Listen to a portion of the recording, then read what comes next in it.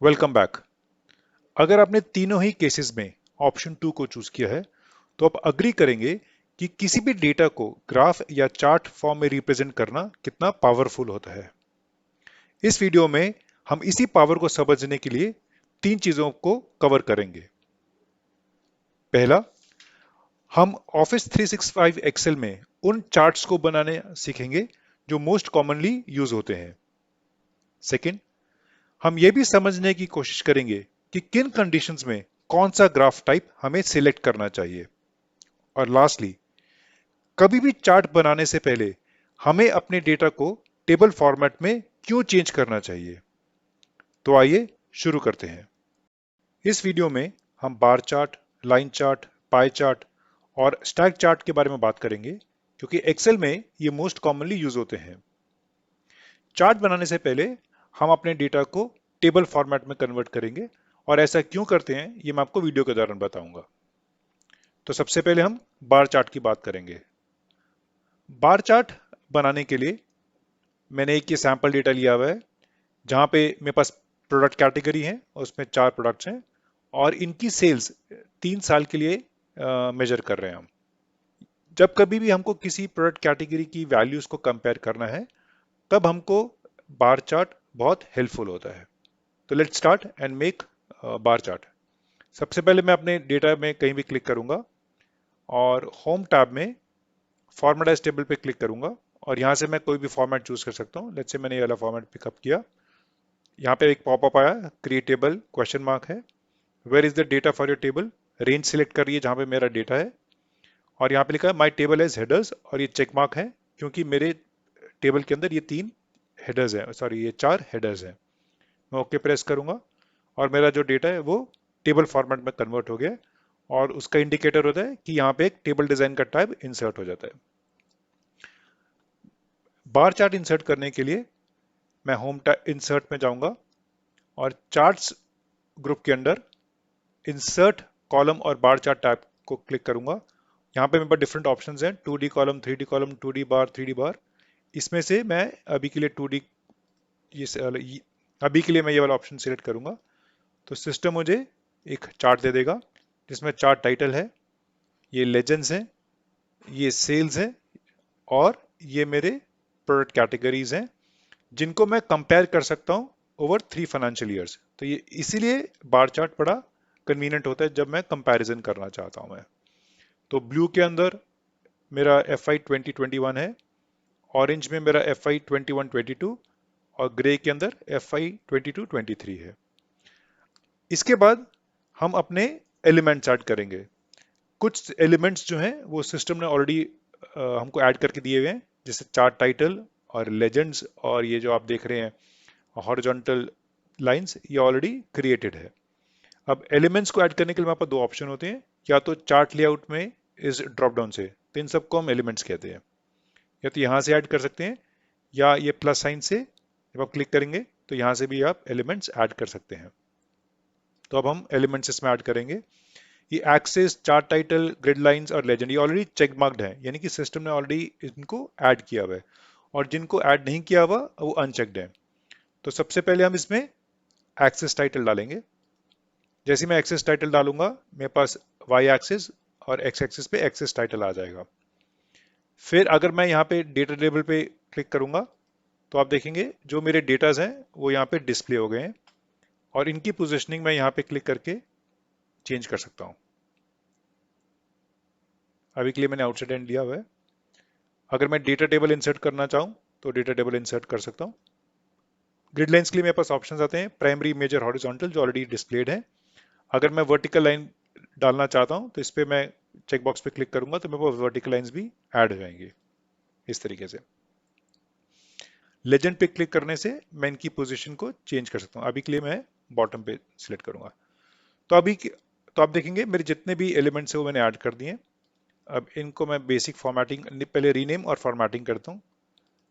Chart title पे click करूंगा और यहाँ से मैं चार्ट टाइटल को नेम दूंगा, बेसिकली ये है सेल्स कंपैरिजन।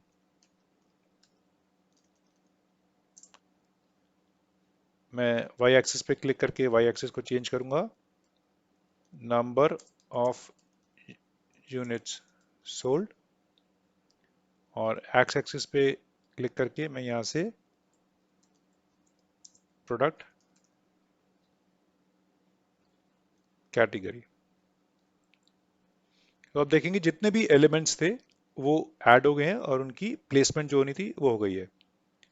अब यहाँ पे मेरे पास ऑप्शन है चेंज कलर्स को, तो ये जो कलर हैं आपके बार्स के, मैं यहाँ से चेंज कर सकता हूँ। ये डिफरेंट पैलेट्स हैं, मैंने ये वाला पैलेट सिलेक्ट किया।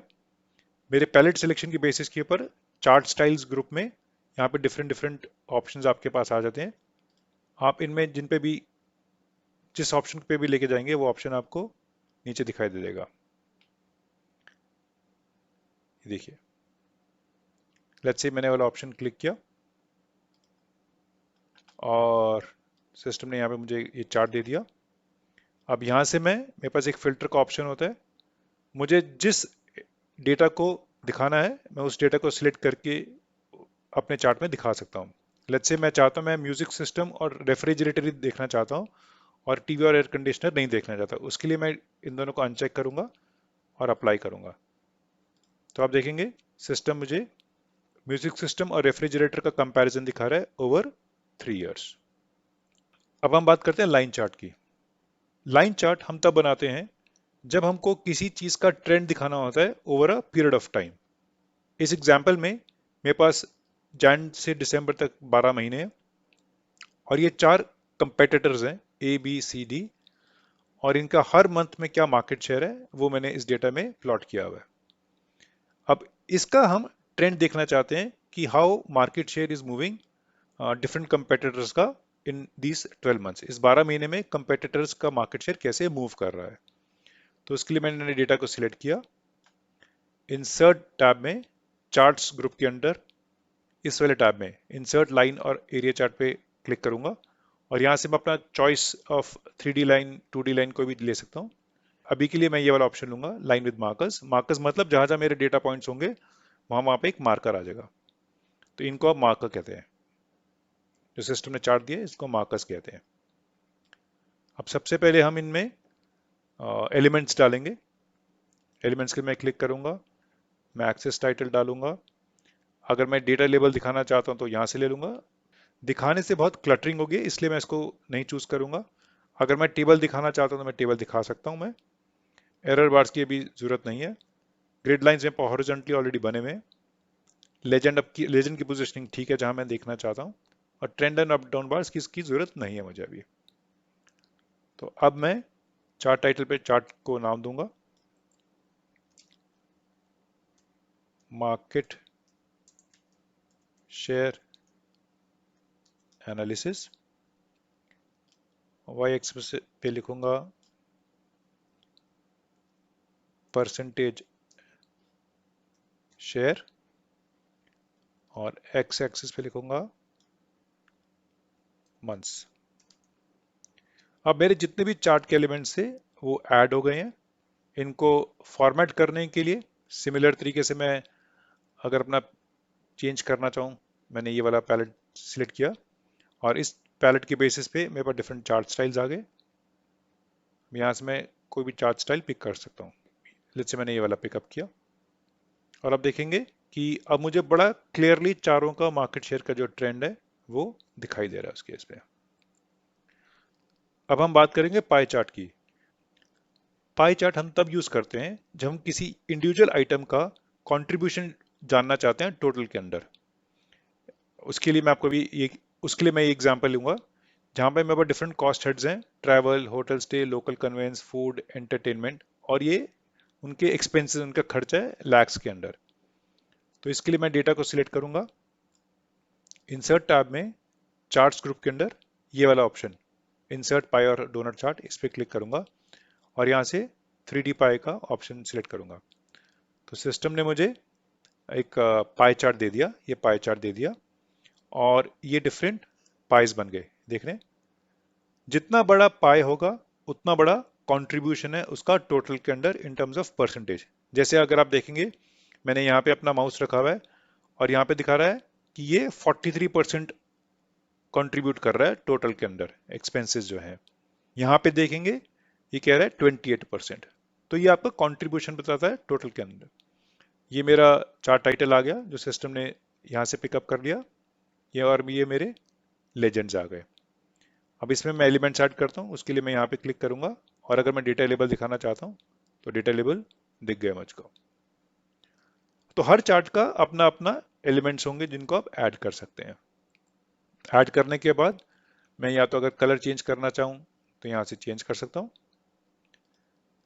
और उसी के बेसिस पे चार्ट स्टाइल्स में से मैं अपना चॉइस ऑफ चार्ट पिकअप कर सकता हूँ। जैसे मैं ये वाला मैंने पिकअप किया, और अगर मुझे डाटा लेबल में डेटा कॉल आउट दिखाना है तो ये मैं कॉल आउट वाला ऑप्शन सिलेक्ट करूंगा, और इसको प्रॉपरली दिखाने के लिए मैं माउस को किसी भी एज पे क्लिक करूंगा और ड्रैग करके बाहर दिखाऊंगा, तो मैं अपने कॉल आउट्स को प्रॉपरली दिखा सकता हूँ।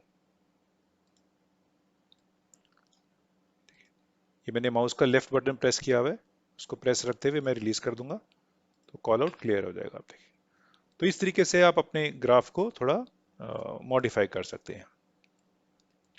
Stack chart. अब स्टैक चार्ट एक एक्सटेंशन है पाई चार्ट का। पाई चार्ट जो है वो सिर्फ एक पीरियड के लिए, एक इंस्टेंट के लिए ही आप यूज कर सकते हैं।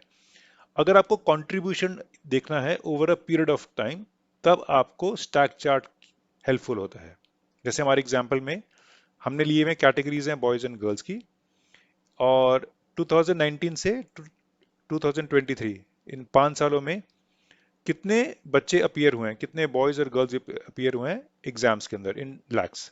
2019 में 19 लाख बॉयज और 12 लाख गर्ल अपीयर हुई हैं।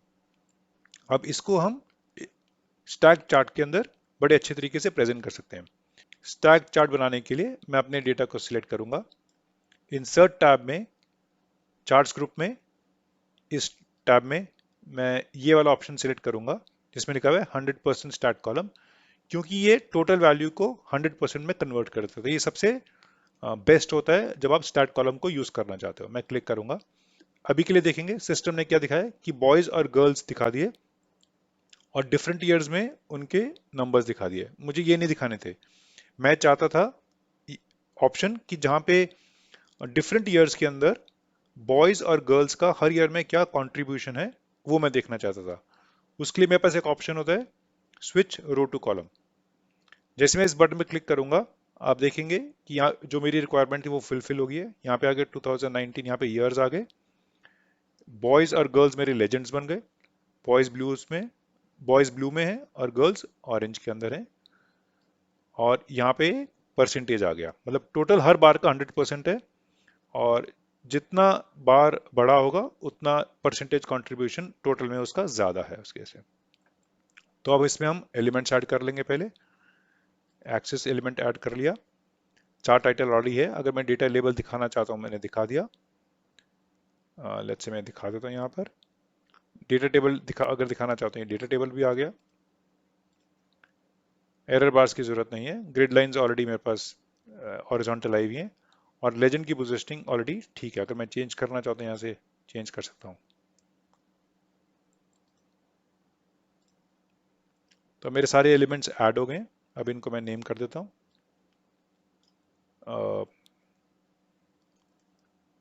Comparison chart. यहाँ पे आ गया मेरा परसेंटेज अपीयरिंग, और यहाँ पे आ गया मेरे पास ईयर। ठीक है, तो ये आ गया बेसिकली मेरे पास परसेंटेज अपीयरिंग आ गया, ये मेरी परसेंटेजेस आ गई, ये मेरे एब्सोल्यूट आ गए।